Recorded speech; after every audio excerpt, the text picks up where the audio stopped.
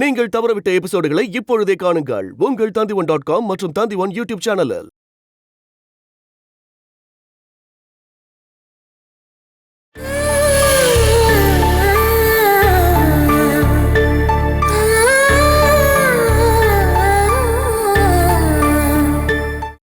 பத்மினி என்ன சொன்னா? முத்துமணியை காணோம், அது மட்டும்தான் எனக்கு தெரியும்.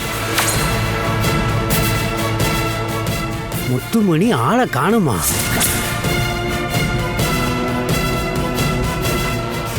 அப்பனா கஸ்தூரியும் விஷ்ணுவும்? அவங்கள பத்தி எனக்கு தெரியாது. ட்ரெயின்ல சென்னைக்கு போறதா என்கிட்ட சொன்னாங்க. வீட்டை விட்டு போயிட்டாங்கன்னு தெரிஞ்ச உடனே பாப்பம்மாவும் அவ ஆளுங்களும் தேடி போறத பார்த்தேன். காவல்காரங்களும் அவங்க கூட போனதுனால தானே நான் யார் கண்ணுக்கும் தெரியாம உங்க வீட்டுக்கு வந்தேன். அப்படின்னா அந்த டாக்குமெண்ட்ஸ் எல்லாமே? எல்லாத்தையும் எடுத்துட்டேன். இதுல இருக்கு. நீ இங்க வந்தது யாரும் பார்க்கலன்றது உறுதி தானே? அந்த ரேவதி அவ ஏதாவது பார்த்தாளா? என்ன பார்க்க தான் யாருமே இல்லையே. நான் சீக்கிரமா தூங்க போறேன்னு ரேவதி அக்கா கிட்ட சொல்லிட்டேன். நீ தப்பிச்சிட்டன்னு தெரிஞ்சிடுச்சுன்னா பாப்பா அம்மாவும் அவங்க ஆளுங்களும் இங்கதாம்மா வருவாங்க. முத்துமணின்ற பேர்ல உன்னை வேலைக்கு அங்க கூட்டிட்டு போனது நான் தானே. என் சொந்தக்கார பொண்ணுன்னு தானே உன்னை நான் சொல்லியிருக்கேன். அங்கிருந்து நான் வர்றதுக்கு முன்னாடியே சித்ராக்காக்கு நான் ஃபோன் பண்ணி சொல்லிட்டேன். கஸ்தூரியை தேடிட்டு போகும்போது பாப்பம்மா மொபைல் எடுக்காம போயிட்டாங்க. அதனால நான் அக்காவுக்கு ஃபோன் பண்ணி சொல்லிட்டேன். அந்த நம்பரை பாப்பம்மா பார்த்துருப்பாளோ? இல்ல, உடனே நான் கால் லிஸ்ட்ல இருந்து டெலீட் பண்ணிட்டேன். சித்ராக்கா இப்ப வந்துருவாங்க. இந்த வீட்டை விட்டு நாம எங்கேயாவது போயிடணும்.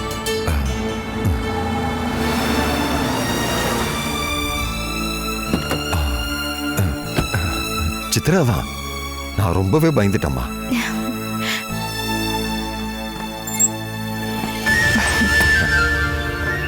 கிருஷ்ணா, உனக்கு பிரச்சனை ஒன்றும் இல்லை இல்ல? இல்லக்கா, பாப்பம்மா கூட காவல்காரங்க கஸ்தூரியை தேடிட்டு போனதுனால நான் ஈஸியா இங்க வந்துட்டேன். ராத்திரி இருட்டுல தான் நான் இவ்வளோ தூரம் இங்க நடந்து வந்தேன், அவ்வளோதான். அந்த டாக்குமெண்ட்ஸ் எல்லாம் எடுத்துட்டேன். அங்க யாரும் இல்லாததுனால எல்லாத்தையும் எடுக்க வாய்ப்பு எனக்கு கிடைச்சது. சண்முகம் அம்மா டூப்ளிகேட் சாவி ரெடி பண்ணி கொடுத்ததால அதை இந்த சாவி வச்சு நான் திறந்துட்டேன்.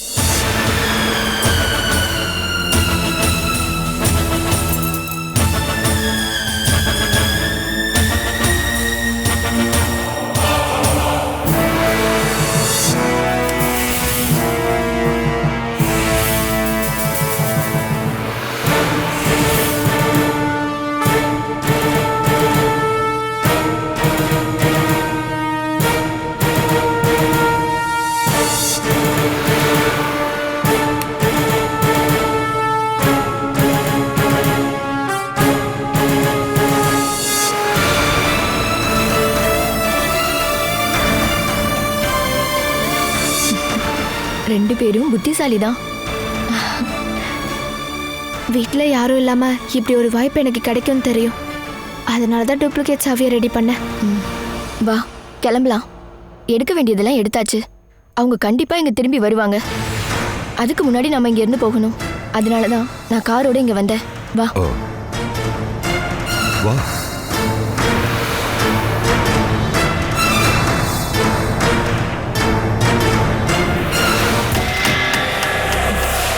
கொஞ்சம் தண்ணி எடுடி.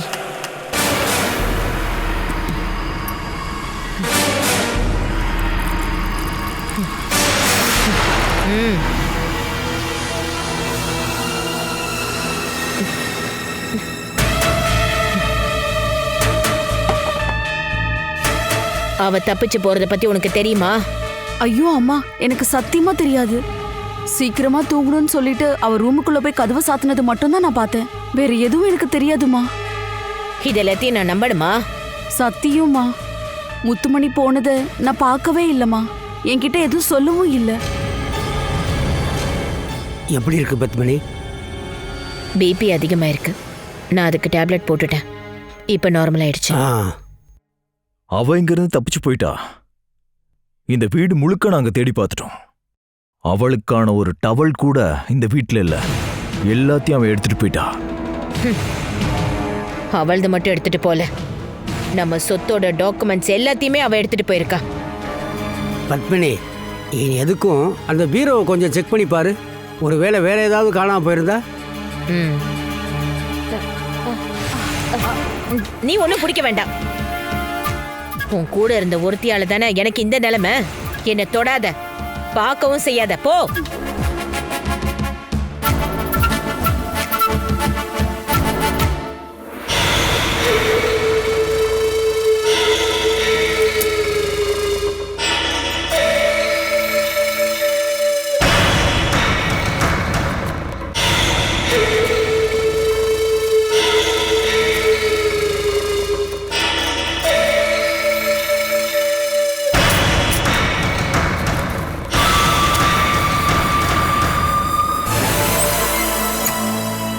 இல்லைன்னு வேற எதையும் அவ எடுக்கல.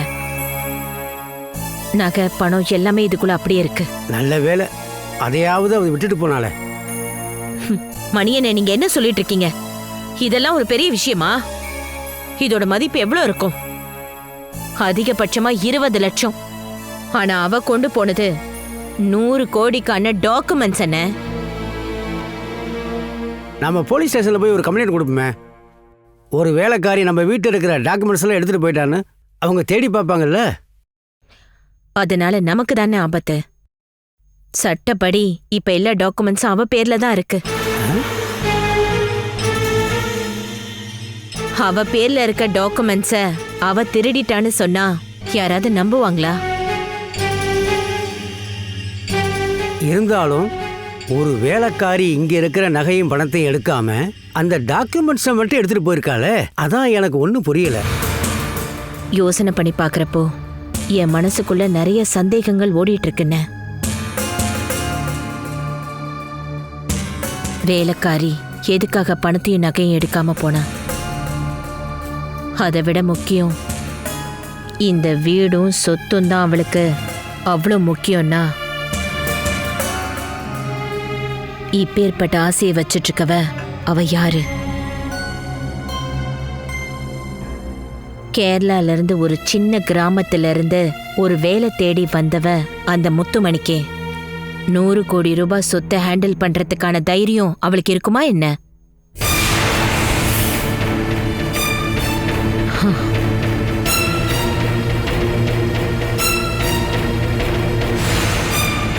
இதுக்கான அர்த்தம் அவளுக்கு பின்னாடி வேற யாரோ இருக்காங்க. அதுல எந்த சந்தேகமும் வேணாம். பீரோவோட சாவி உங்ககிட்ட தானே இருக்கு. ஏன்னா பீரோவை அவங்க உடைக்கவும் இல்லை. அப்படின்னா டூப்ளிகேட் சாவி அவங்க கிட்ட இருந்துச்சுன்னு தானே அர்த்தம். இந்த வீட்டில இருந்து வெளியில போக முடியாத அவளால எப்படி டூப்ளிகேட் சாவி ரெடி பண்ண முடியும்? யாரோ இதுல அவளுக்கு உதவி பண்ணியிருக்காங்க. இந்த அளவுக்கு பெரிய வேலையெல்லாம் பண்ணி அந்த டாக்குமெண்ட்டை மட்டும் எதுக்காக எடுத்துட்டு போனான்னு ரொம்பவே குழப்பமா இருக்கு ஜெகா. நம்மளை எதிர்க்கிறதுக்கு அந்த டாக்குமெண்ட்ஸை வச்சு இது எல்லாத்தையும் கைவசப்படுத்த திறமை இருக்கிற யாரோ இதுக்கு பின்னாடி கண்டிப்பா இருக்காங்க.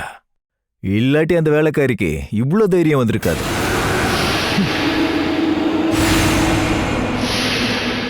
அவ ஒரு வேலைக்காரியாங்கிறது தான் இப்ப எனக்கு சந்தேகம். என்ன சொல்ற?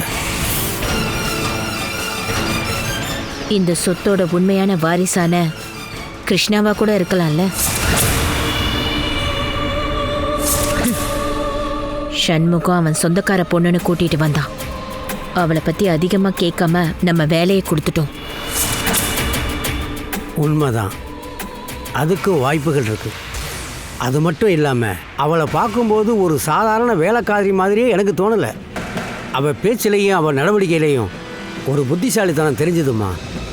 அவள் ரொம்ப சின்சியராகவும் நேர்மையாகவும் வேலை பார்த்துக்கிட்டு இருந்தா. அவள் ரொம்ப புத்திசாலியாகவே இருந்தா. அவளை பத்தி புகழ்ந்து பேசுறதுக்கு இப்ப நம்ம கிட்ட நேரம் இல்லைன்னு. இப்ப நம்ம என்ன பண்றதுன்னு யோசனை பண்ணணும்.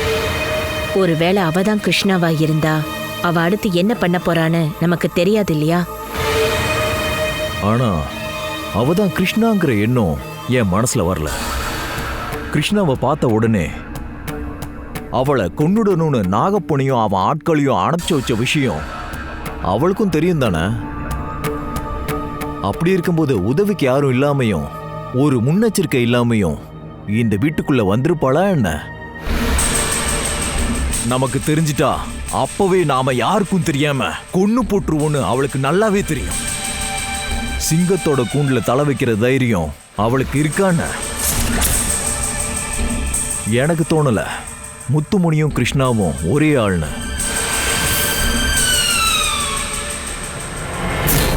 இங்க பாருங்க, அந்த வக்கீலோட குருட்டு புத்தியால தான் எல்லாம் நாசமா போச்சு. நாமளே இப்ப அதை அவ பேர்ல எழுதி கொடுத்துட்டோம். அந்த வக்கீலை இங்க வர சொல்லு, என்ன பண்ணணும்னு அந்த ஆளு வந்து சொல்லட்டும். அவளை இங்க கூட்டிட்டு வந்த அந்த சண்முகத்தை நம்ம அவனை நேரடியா போய் பார்த்தாகணும். அவனை உழுக்கிற உழுக்குல அவ எங்க போயிருக்கா யாருன்ற விஷயம் நமக்கு தெரியும். வா, நம்ம லேட் பண்ணா அவனும் எஸ்கேப் ஆயிடுவான். ஜகா, நம்ம ஆளுங்களெல்லாம் கூப்பிடு.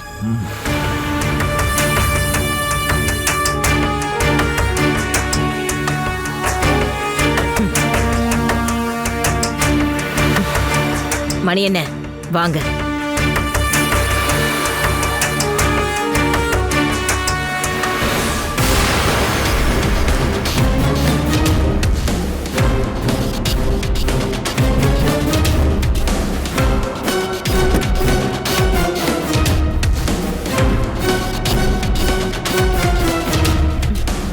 ஜகா, சண்முகத்தை நீ பார்த்தனா அவன் எனக்கு உயிரோட வேணும். முத்துமணி யாருங்கிறத அவன் வாயாலே நான் சொல்ல வைப்பேன். அவன் வாயிலிருந்து அந்த வார்த்தையை நான் கேட்கணும். அதுக்கப்புறம் நீ அவனை என்ன வேணாலும் பண்ணிக்கோ, புரியுதா? உங்களுடைய கேள்விகளுக்கு பதில் சொல்ல அவனுக்கு நாக்கு இருந்தா போதும்ல. அதுக்கப்புறமா அவன் நாக்கையும் நான் வெட்டி எடுத்துருவேன். அவன் மட்டும் இல்லை, இந்த சம்பவத்துக்கு யாரெல்லாம் காரணமா இருக்காங்களோ அவங்க எல்லாரையும் கண்டுபிடிக்கணும். யாரையும் சும்மா விடவே கூடாது. இந்த பாப்பா அம்மாவை ஏமாத்துறவனை நான் சும்மா விட்டுருவேனா? முதல்ல சண்முகத்துல இருந்து ஆரம்பிக்கலாம். நேரா அவன் வீட்டுக்கு போ.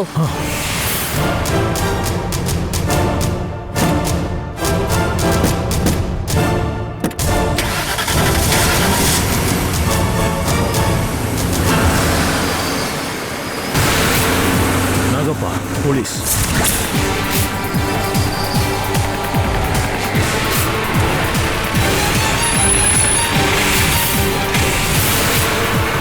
பெரிய பிரச்சனை ஆயிடுச்சுன்னு நினைக்கிறேன் நாகப்பா. என்னாச்சு? போலீஸ் வண்டி வந்திருக்குமா? யாரா இருந்தாலும் தள்ளி போ சொல்றா. எந்த நேரம் பார்த்து வந்திருக்காங்க பாரு.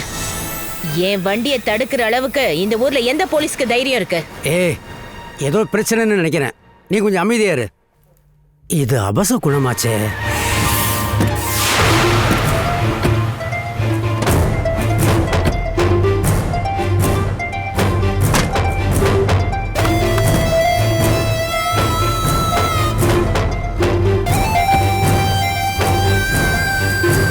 மிஸ்டர் ஜெகநாதன்.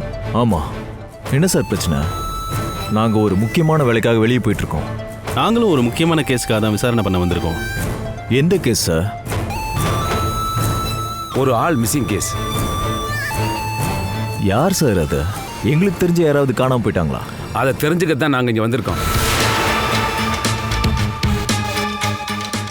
யார் வண்டியில்? என் ஃப்ரெண்ட்ஸுங்க தான். அட, இவன் நாகப்பனாச்சே. எல்லாரும் இங்கே தான் இருக்கீங்களா? சரி சரி. ஜெகநாதன், இவங்க தான் உன்னோட ஃப்ரெண்ட்ஸுங்களா? Best friends.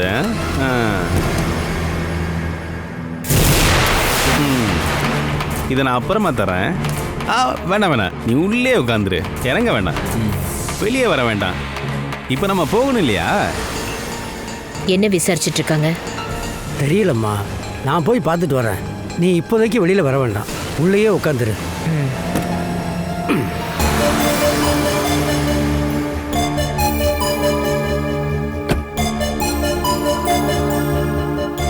அவர் யாரு? என்னோட மாமா மணிவர்ணன்.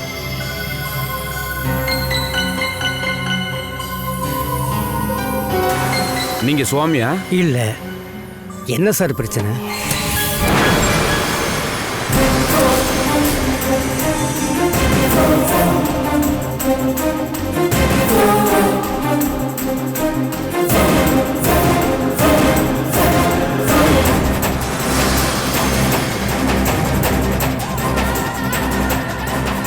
இவர் கார்த்திகேயன்.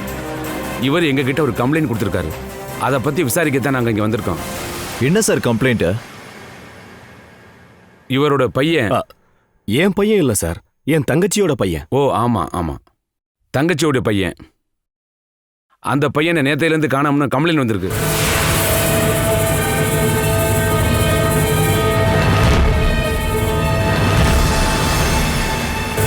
சார், இவரோட சொந்தக்கார பையன் காணாமல் போனதுக்கு நீங்கள் இங்கேயே வந்தீங்கன்னு எங்களுக்கு ஒன்றும் புரியலை. சொல்கிறேன்.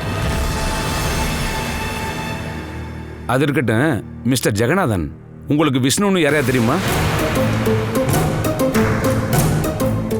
விஷ்ணு தெரியாதே சார். விஷ்ணு யாருன்னு உங்களுக்கு தெரியுமா? தெரியாது சார். கார்த்திகேயன் விஷ்ணுவை காணாமன்னு கம்ப்ளைண்ட் கொடுத்துருக்காரு.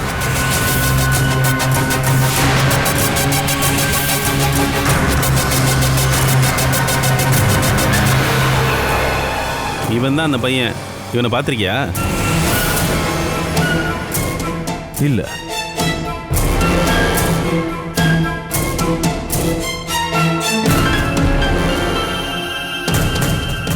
நீங்க பார்த்திருக்கீங்களா? இல்லை, பார்த்தது இல்லை. அப்படின்னா உங்க யாருக்கும் விஷ்ணுவே தெரியாது, பார்த்ததும் இல்லை. அந்த கார்ல யாரு? என்னோட அம்மா. ஓ, பாப்பாமாவா? கேள்விப்பட்டிருக்கேன். ஒருவேளை விஷ்ணுவை அவங்களுக்கு தெரிஞ்சிருந்தா அவங்க கிட்டையும் கேட்கலாம் இல்லையா?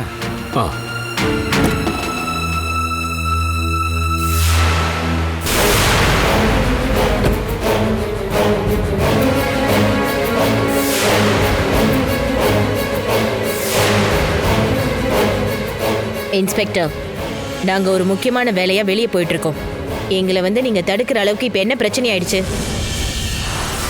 சில விஷயங்களை தெரிஞ்சுக்கிறதுக்காக தான் இங்கே வந்திருக்கோம் மேடம். அது தெரிஞ்சிச்சுன்னா கிளம்பிடுவோம். நீங்க என்ன தெரிஞ்சுக்கணும்? சொல்றேன்.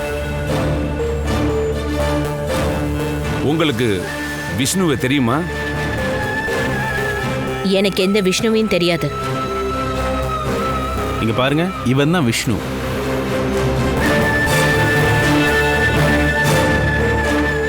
கொஞ்சம் யோசனை பண்ணுங்க. இந்த பையனை எங்கேயாவது பார்த்துருக்கீங்களா? பார்த்ததும் இல்லை, இவன் யாருன்னு தெரியாது.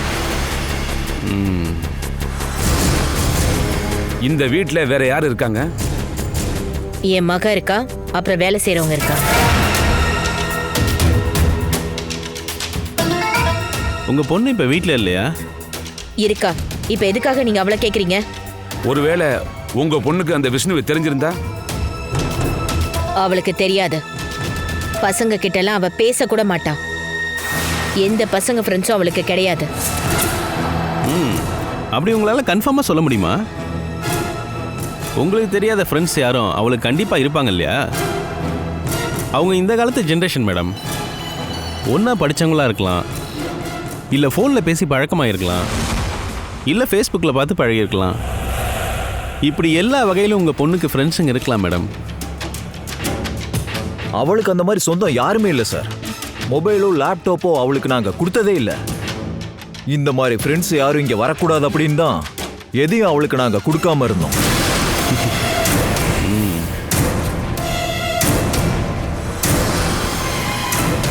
உங்க தங்கச்சியோட விஷயத்துல நீங்க இந்த அளவுக்கு அக்கறையா இருக்கிறது நல்ல விஷயம்தான். இருந்தாலும் நாங்க இவ்வளவு தூரம் வந்துட்டோம் இல்லையா? உங்க தங்கச்சிக்கிட்டே கேட்கலாமே விஷ்ணுவை பத்தி தெரியுமான்னு. அவகிட்ட எல்லாம் கேட்க வேண்டாம். இந்த பையன் யாருன்னு அவளுக்கு தெரியாது. இந்த மாதிரி நீங்க உறுதியா சொல்லாதீங்க மேடம். நாம கேட்டு பார்க்கலாமே. அவங்கள கூப்பிடுங்க.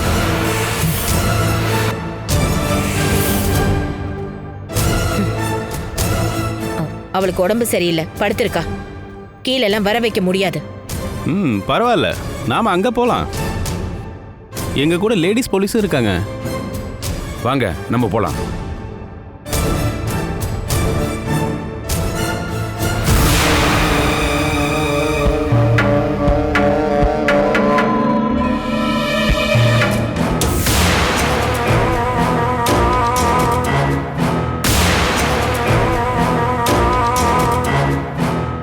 உங்க பொண்ணு எங்க இருக்கா? நான் போய் கூட்டிட்டு வரேன். நீங்க தானே உங்க பொண்ணுக்கு உடம்பு சரியில்லைன்னு சொன்னீங்க. அவளால வீட்டுக்கு வெளியே வர முடியாதுன்னு தானே சொன்னேன். ம்.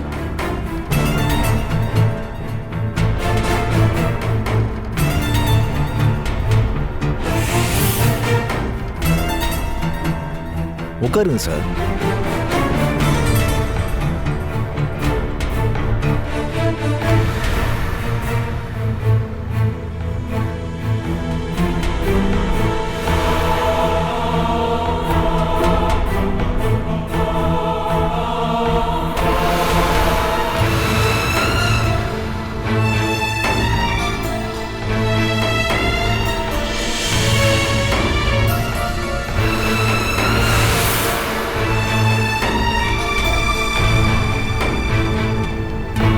எங்கே இரு.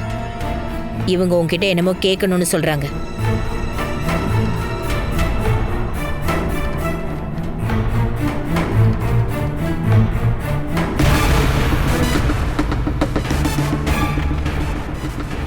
உன்னோட பேர் என்னம்மா? கஸ்தூரி. உனக்கு என்னம்மா பிரச்சனை?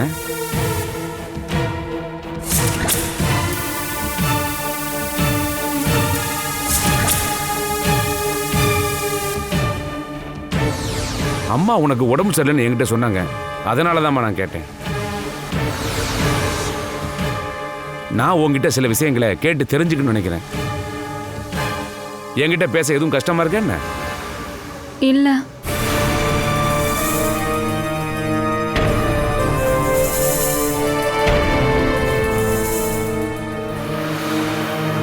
உனக்கு விஷ்ணுவை தெரியுமாம்மா?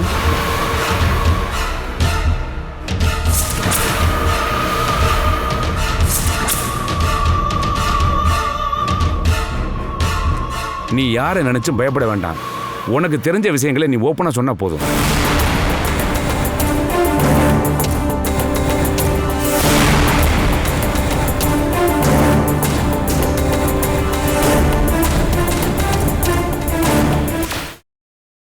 Catch us on TV, Tandivan.com, Facebook and YouTube.